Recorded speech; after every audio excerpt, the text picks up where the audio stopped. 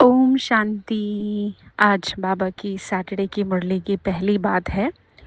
बाबा ने कहा जैसे मुझे बुलाते हैं भक्ति में कि हे भगवान दुख हरो आओ, और जब मैं आ गया हूँ तो बाबा कह रहे मेरा सुनना भी तो चाहिए ना, मतलब माननी भी तो चाहिए।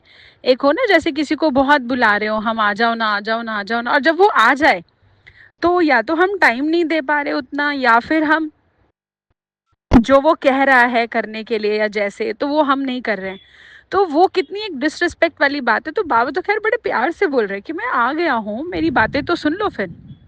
और दूसरी बात, आज बाबा ने इसी को अगर हम कंटिन्यू करें पहले पॉइंट को, तो जैसे कई जब भगवान की बातें मानने लगते हैं, चलने लगते हैं, तो पुरुष हो चाहे स्त्री, बाबा ने कहा कईयों पर बहुत अत्याचार होते हैं, मतलब उन्हें रोका जाता है, उन्हें मना किया जाता है कि कहाँ जा रहे हो इस रास्ते पे। आपने देखा होगा कई बार हम बहुत यंग एज में चल पड़े तो लोग कहते हैं अरे दुनियादारी छोड़ के कहाँ चल पड़े।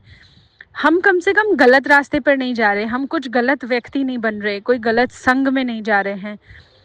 भगवान के रास्ते पर चलने में भी लोगों को इतनी चिंता होने लगती है, और चिंता भी एक लेवल पर ठीक है, पर जब वो विघ्न डालने लगते हैं, परेशान करने लगते हैं या दुखी करने लगते हैं, तो आज बाबा ने कहा कि कोई बात नहीं, फिर भी सहन तो थोड़ा करना ही पड़ेगा।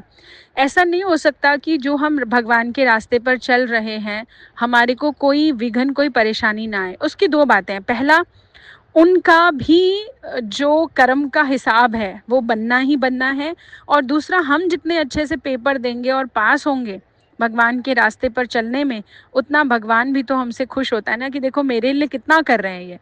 तो इसलिए इन दो बातों को आज हमें ध्यान में रखना है, और ये याद रखना है कि अगर हमारा कोई मजाक भी बना रहा है, कोई टोक रहा है, कोई दुख दे रहा है, टॉर्चर कर रहा है किसी भी तरीके का, तो हमें परेशान नहीं होना, क्योंकि हम बहुत अच्छे रास्ते पर हैं। और मैं कई बार ऐसा सोचती हूँ, जब तक किसी ने कोई परेशानी क्रिएट नहीं करी तब तक समझिए इस रास्ते पे चलने का आनंद ही नहीं आएगा। तो ये है आज की बाबा की मुरली। ओम शांति।